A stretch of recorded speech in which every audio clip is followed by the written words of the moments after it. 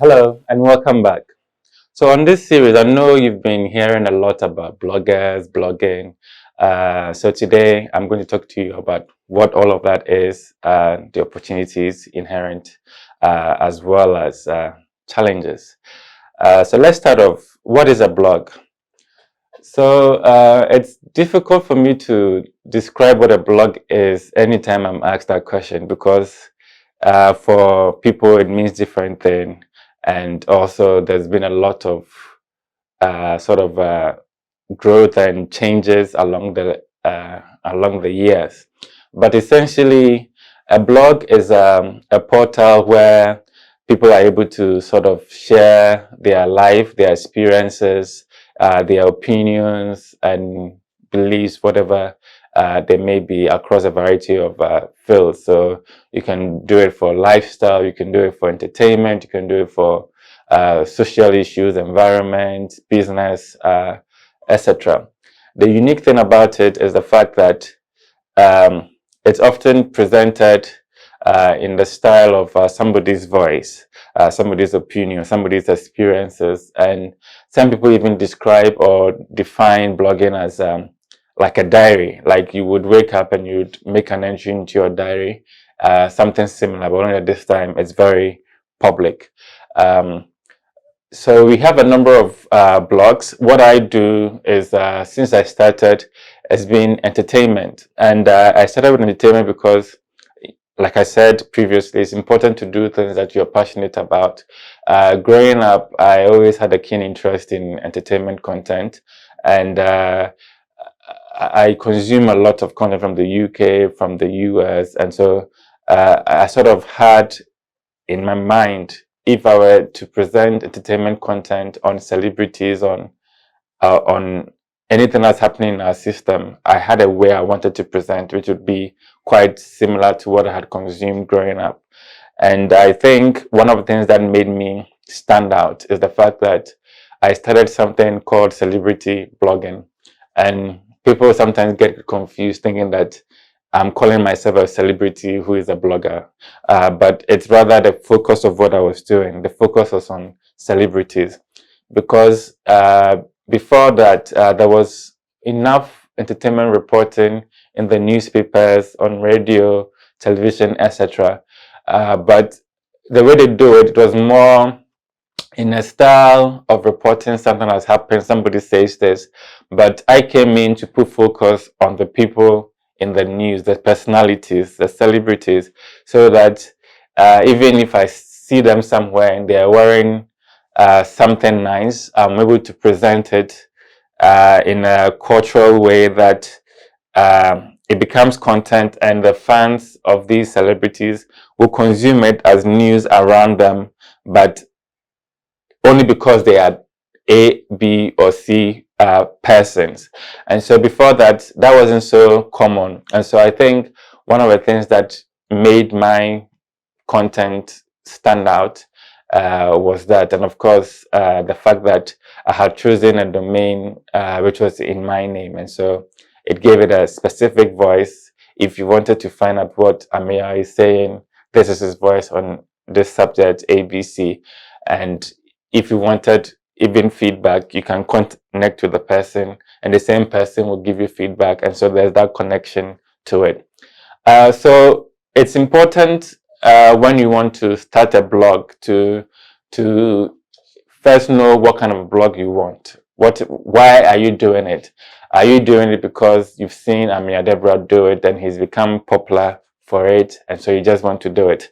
If that's your reason, you will do it and it may not last because the things you see me do that appeal to you, and so you think you're going to do it, it may not come, and so then you'll be disinterested and then you stop.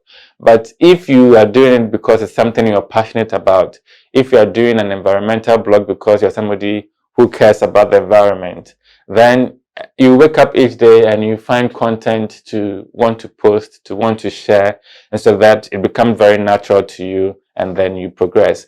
So before you start, it's important to identify what you want to achieve with it, and then before you go into it.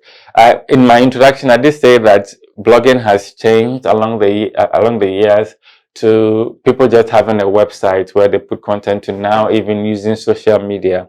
And in that regard, I think Instagram, Facebook, they've become quite strong, particularly in Instagram, where people are creating Instagram blogs, sharing their experiences, creating content that is within their passion or field of interest. So it's important to also determine which platform you want to use to do what you want to do. And once you've decided on all of these, then, for instance, if you have decided to do a website, have your own portal, it's important to know if you're doing it on a free platform like WordPress.com or Blogspot.com or Blogger.com, or you're going to host it yourself. So you have a unique domain that you would buy and host, and so it's unique to you.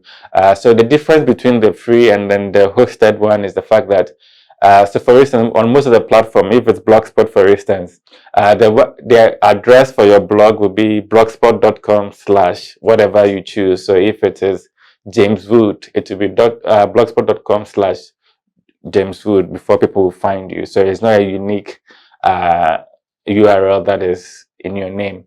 It should be an extension of the existing platform.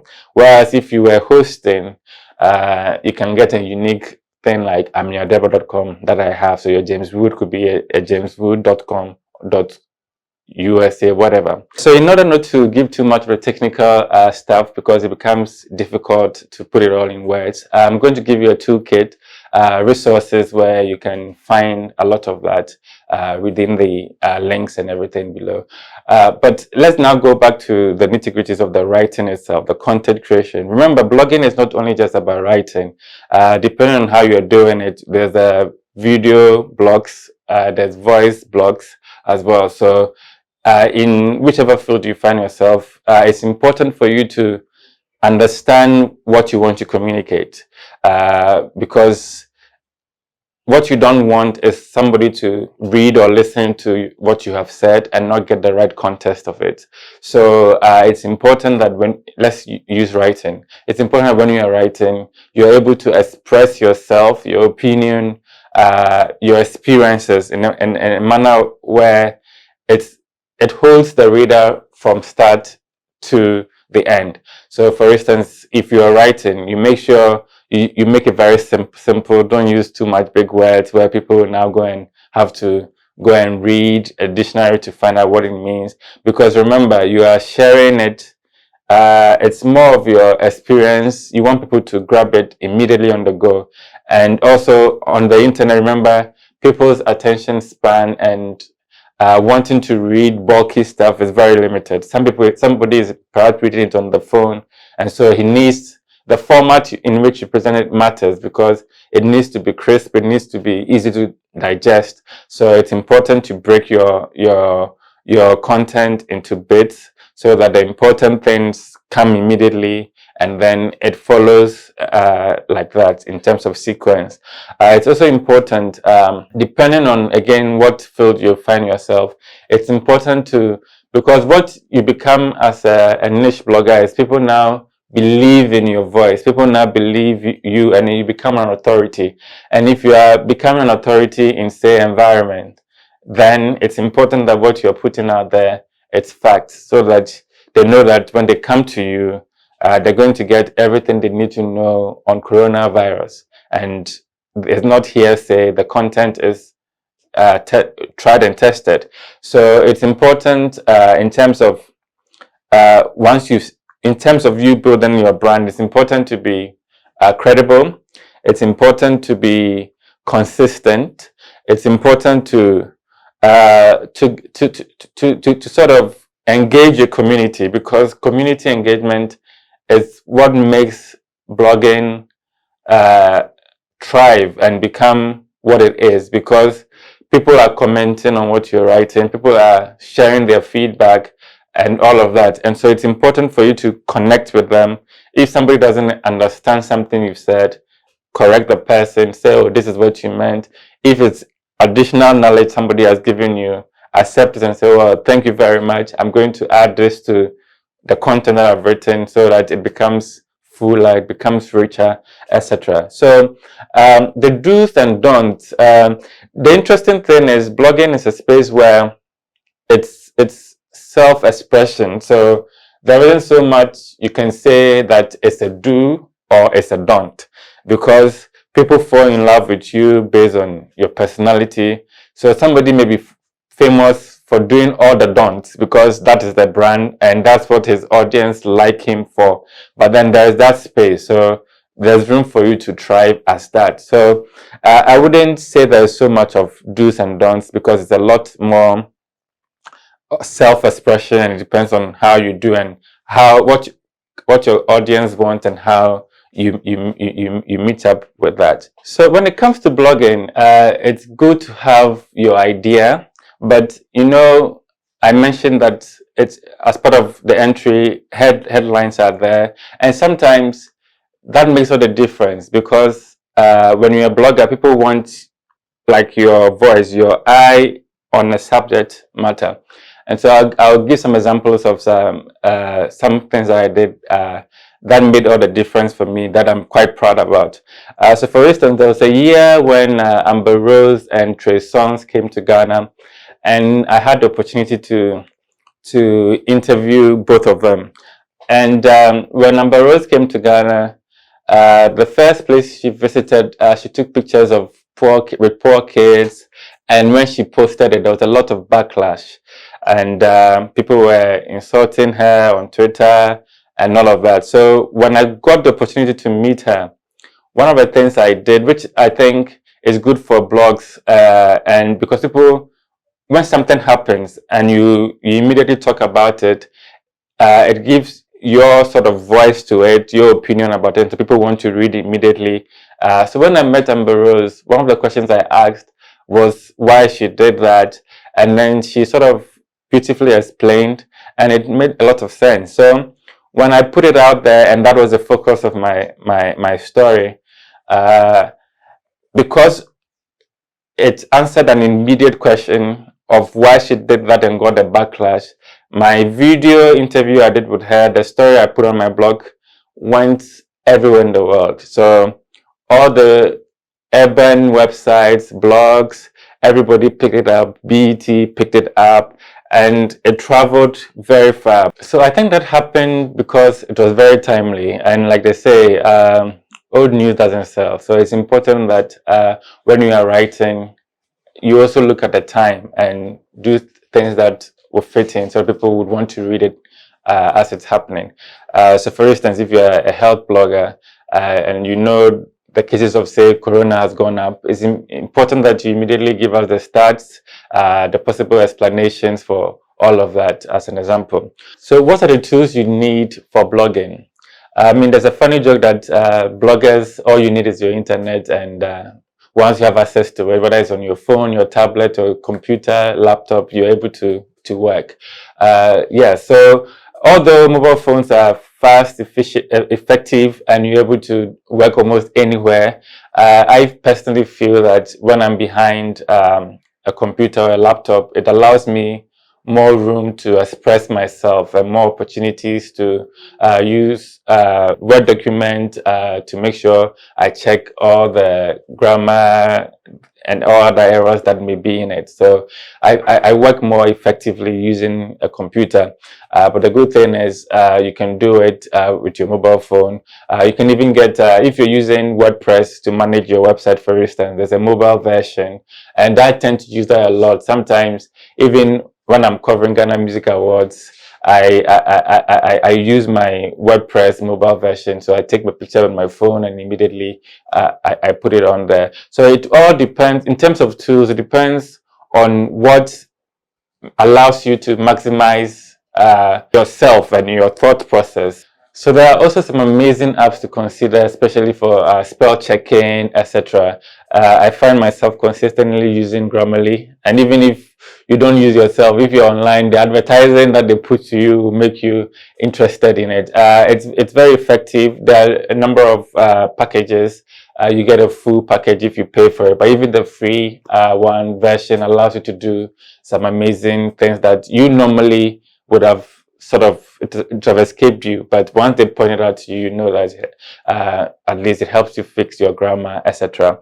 There are also some tools that are good for you to sort of see your reach, and it's always advisable to put on your website codes for Google Analytics so that you see which of your posts is getting a lot of engagement, where it's coming from, which countries are visiting your blog, and also even sometimes you get to monitor and see what people are searching for that is leading to your website, so that maybe if people are looking for things around food, specific maybe Gary, you know that people are interested in things you can do out of Gary. So now you provide more content around that, so that anytime they come, they are being fed with something that they really want. So these are some amazing tools you can use to enhance your blogging as well, and I recommend particularly Grammarly to everyone of you. So what I do is I use a lot of social media as my way of spreading the content that I've written on my website. So when I publish, I make sure I share it on Twitter, I share it on Facebook, so that people will see, engage with the content on Facebook, and then also click to go and read a story. You realize that how these platforms, these social media platforms, are made in such a way that they even promote a lot more content that is within them more than things that are shared from external sources. So sometimes you may share something on Twitter and you get a lot of engagement on Twitter, but it do not always reflect that they had read, they have clicked to go and read the article on the main site. Similar for Facebook. And when it comes to tools, I feel when it comes to news and the Ghanaian culture, news travels faster in terms of Facebook than on Twitter. The Twitter group culture is more, they like to share opinions, and so you may share there and everybody is giving their view based on the topic you've written rather than going to click and read.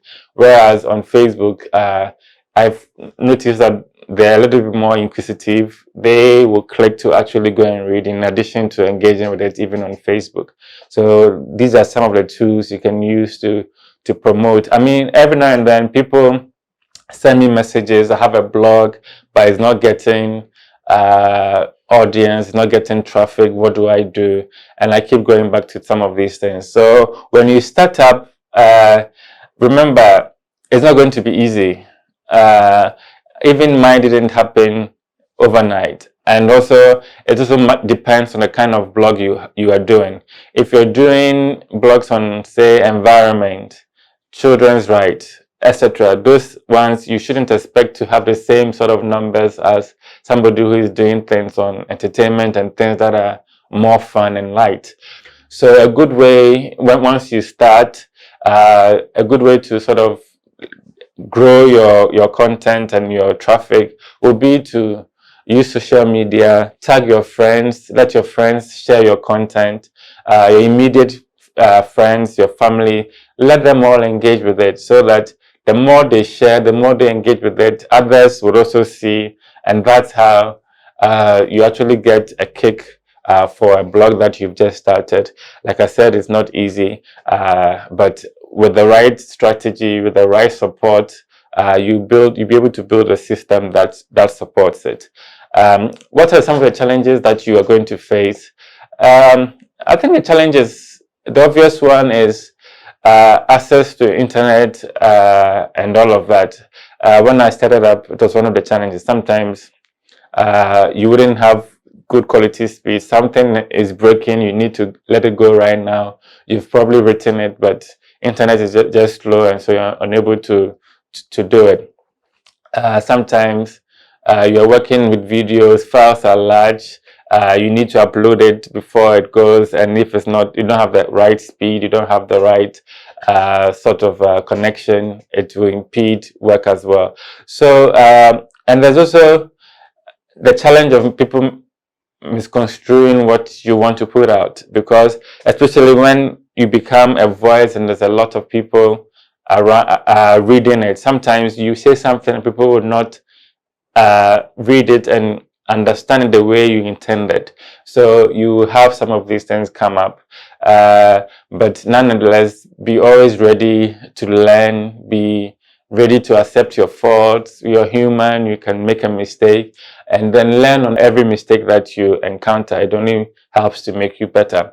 So I think in terms of coming up with a blog, running it, these are some of the key things you would need to know. But like I said, we have a toolkit. I have dropped some links that you can also pick up and read extensively on to help you. And as always, I'm always available across social media to help answer specific issues that you may have in your journey. So do reach out to me. So on our next episode, it gets even more exciting. We are going to talk about how to make money, how to get opportunities from this blogging space. For instance, I've traveled around the world. I've met a lot of personalities from all over the world, and I'm able to make a living out of what I do. All these opportunities exist for you as well. So in the next episode, the next and final episode, we're going to talk about all that as well. So stick and stay.